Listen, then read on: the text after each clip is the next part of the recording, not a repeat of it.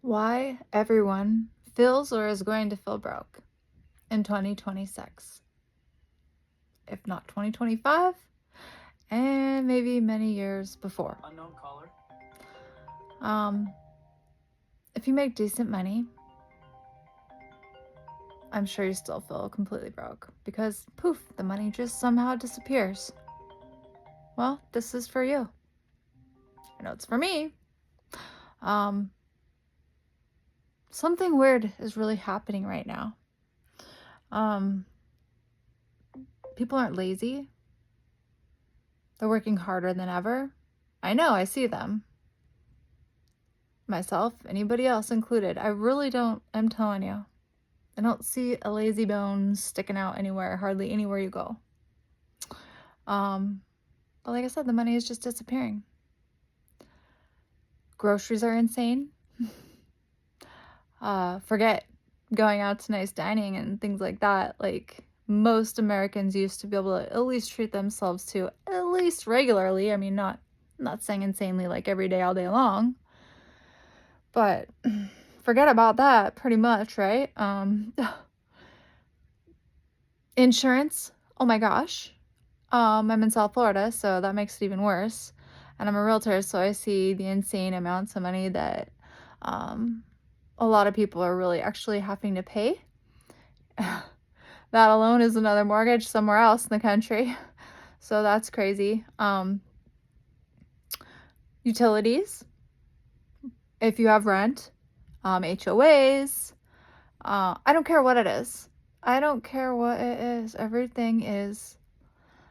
And I'm being honest. They'll say what inflation is, this or that, whatever. And believe me, I'm not like even blaming our current administration. That's not what I'm trying to do.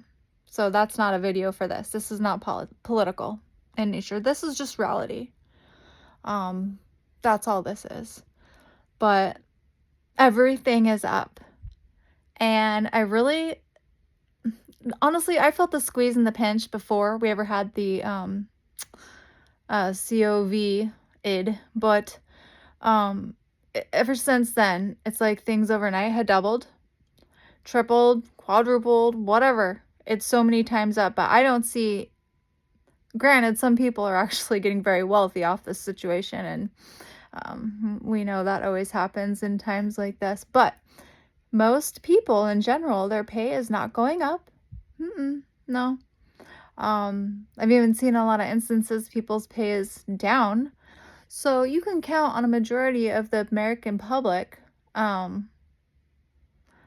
their spending capacity or their ability to even just stay alive here is about I'd say 4 times less than what it used to be. And I'm just talking like I was talking to a friend because that's what I want to do. Just plain talk. I'm not trying to use big words, and I'm not going to. So what I'm doing is plain talk. And so, if I had $5 before, now it feels like one, but everything else is like 10 now. That used to be one, if that makes any sense. That's how I look. I look at everything that way now. I'm just like, no thank you. And I hate to do that too. Like even just at a grocery store when you're just trying to like, I don't know, get groceries for your family so you can live and not die, survive sort of thing. Um, and I look at certain things and I'm like, oh my God, I never used to even flinch buying that. But now I'm like, I guess I don't really need that. No thanks.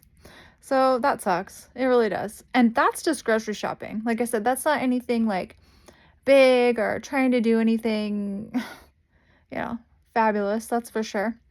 I don't know. I was taught, like a lot of people were, to go to school, get that college degree.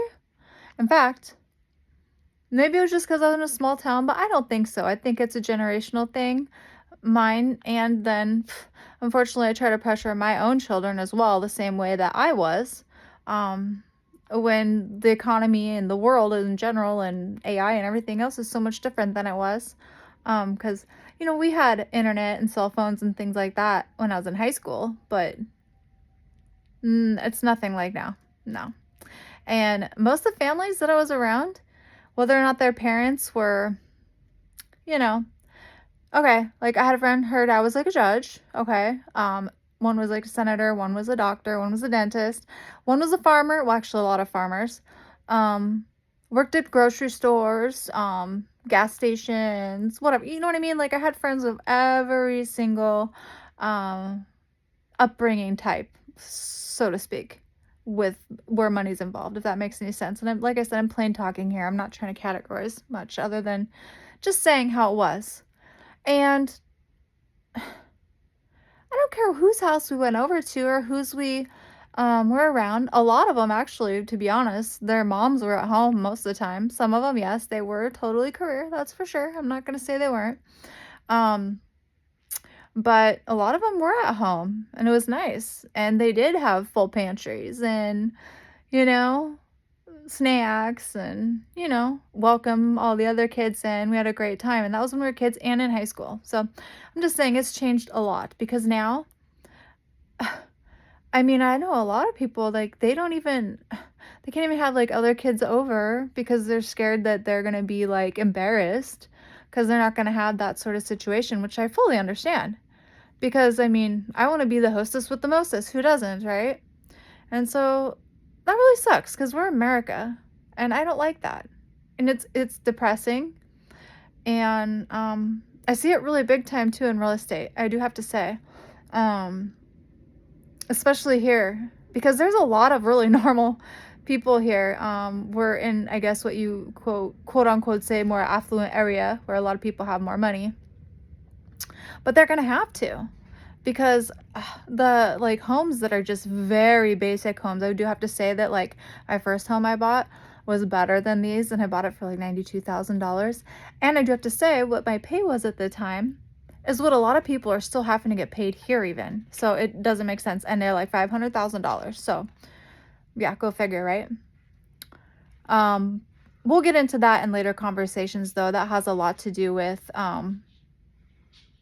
well, all the major companies like BlackRock, Vanguard, JP Morgan, things like that. Which again, I'm not trying to get political, but those are just the facts because they go in and they buy up everything, even at a high price, and then it makes it near impossible for normal people to then go ahead and purchase them, let alone rent. So that's just kind of the way it is. Um, but we'll get into that more later. All I have to say though, as well, is that I just think it is scary that a lot of people really, really, really do think it's their fault. So, micro solutions. Like I told you, we're just going to have to try and track some things and see if there's any way that those outcomes for us can do anything better for us, and then where we can go from there. As far as like small investments and things like that that are going on now, which I think we can handle and do. So, if this hits at all with you, please follow me. Leave a comment, and maybe we can, get a new playbook really going.